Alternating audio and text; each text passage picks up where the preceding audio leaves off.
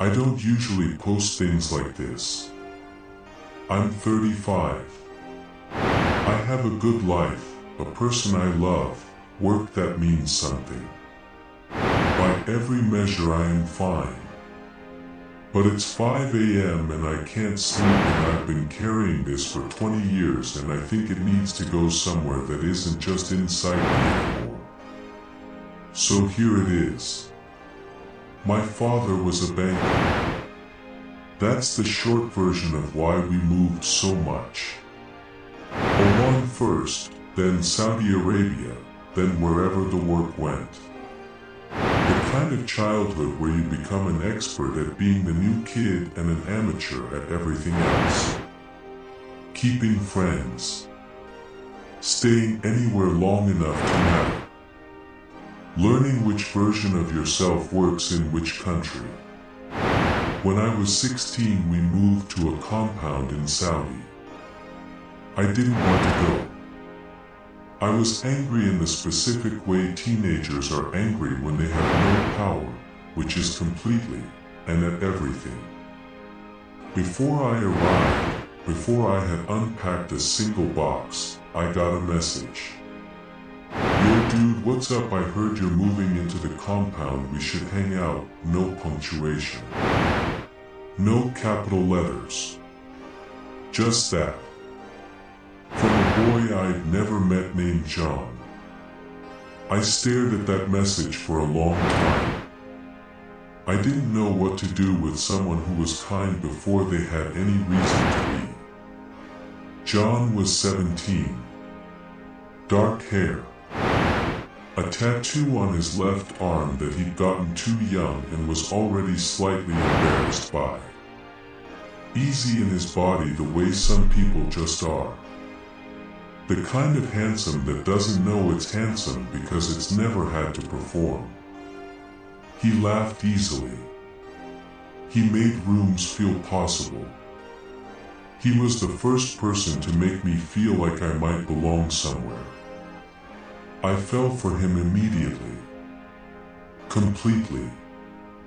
With the specific totality that is only possible when you are 16 and you don't yet know that love comes in different sizes.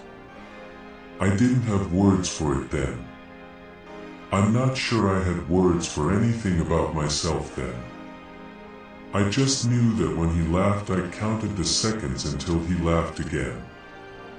That when he put his hand on my shoulder, casual, easy, the way he touched everyone, something in my chest went very still and very loud at the same time. I carried it around like something I'd found and didn't know how to return.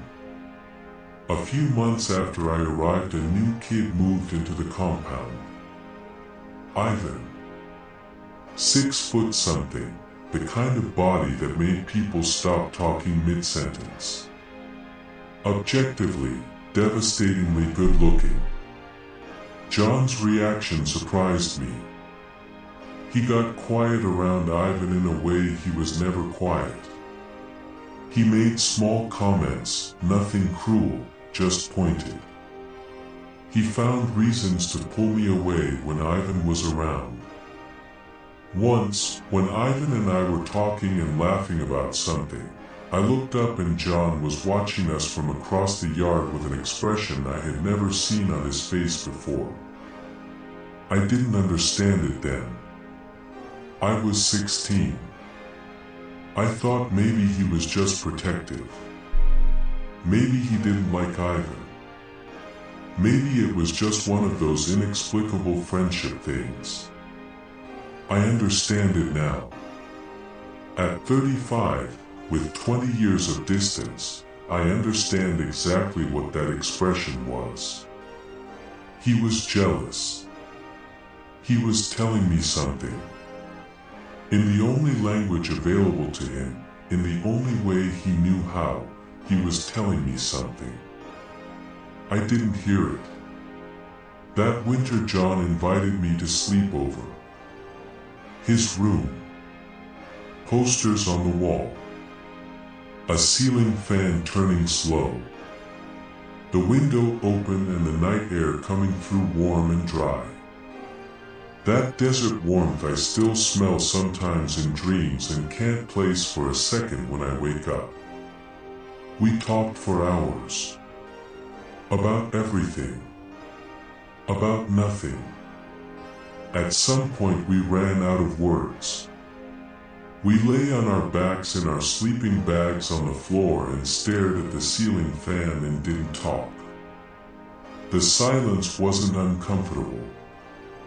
It was the silence of two people who have said everything they know how to say and are just resting in each other's company. I was almost asleep. Then his foot moved. Slow. Not a stretch. Not an accident. His foot slid across the small distance between us and found my foot. The side of his foot against the side of mine. Still. My heart stopped. Then it started again too fast. His foot was warm. The contact was so small. The weight of it was enormous. I pressed back.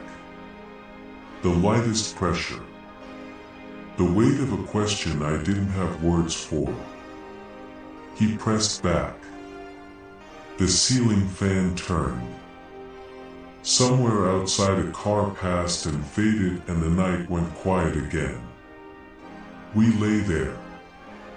His foot against my foot.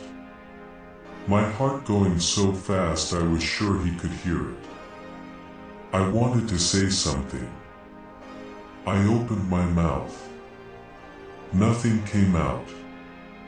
I had never said it before and I didn't know yet that I was allowed to. I don't know how long it lasted. Long enough that I started to believe it meant something. Long enough that I started to think we were on the edge of something that would change everything. Then he shifted. Pulled his foot back. Cleared his throat. His voice was easy when he spoke. Casual. The way he spoke about everything. Hey man. Don't go getting all gay on me. He laughed. Short. Warm. Not cruel. He didn't mean it cruelly. He was 17 and scared, and that was the only door available to him, and he closed it the only way he knew how. Yeah, I said. One word. The door closing from my side too. He rolled over. Went to sleep almost immediately. The easy sleep of someone who wasn't carrying anything. His breathing slowed. I lay on my back and looked at the ceiling fan and felt the exact shape of where his foot had been. I didn't sleep. We stayed friends. Good friends. We never mentioned the feet. We built a friendship on top of the thing that had almost happened, and it was a real friendship. A good one. I moved again a year later. We stayed in touch the way you do. Sporadically. Warmly. A message every few months that said I'm still here.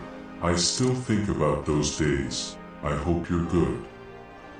I grew up. I figured out the language for what I was. I built a life. I fell in love, real love, adult love, the complicated, sustained kind. I'm happy. I want to be clear about that. I am genuinely happy. But I kept thinking about John. Years passed. I heard through people we both knew that he was still in Saudi. Still single. Had never been with anyone as far as anyone knew. Still the same John, easy, warm, the kind of person who makes a place feel possible. He died single. In a country where he couldn't have been who he was even if he'd found the words. He carried it his whole life. The same thing I carried. The same language neither of us knew the other was speaking. We were both saying it. Neither of us knew how to hear it. In 2020, my best friend Sam called me. She didn't text. She called. Which is how I knew before she said anything. Car crash. Fast. He didn't suffer, that's what people say. I didn't cry when she told me. I held it together. I was fine. I said the things you say and I hung up and I was fine. Then I sat down and opened my phone and found his account, which was still there the way accounts stay there now when people leave. Frozen at the last thing he posted. Still receiving messages he'd never read. And I wrote to him. I told him he was the first person to make me feel welcome somewhere I didn't belong. I told him I missed those nights talking about nothing. I told him I was glad he found me before I even arrived. I didn't tell him about the feet. I didn't tell him about Ivan, about what I understood now that I couldn't understand then. I didn't tell him that I still thought about that night, that I still felt the exact shape of where his foot had been, that I had spent 20 years carrying a question he had also been carrying and neither of us ever said it out loud. I just told him I'd miss him. I told him to save me a shot and a beer on the other side. And then I cried. For the first time since Sam called. Not for the John who died, but for the 16-year-old in the sleeping bag who didn't have the words. For both of us. For the window that was open for years and neither of us knew it, and now it was closed forever, and I was 35 and he was gone and the question would never have an answer. I still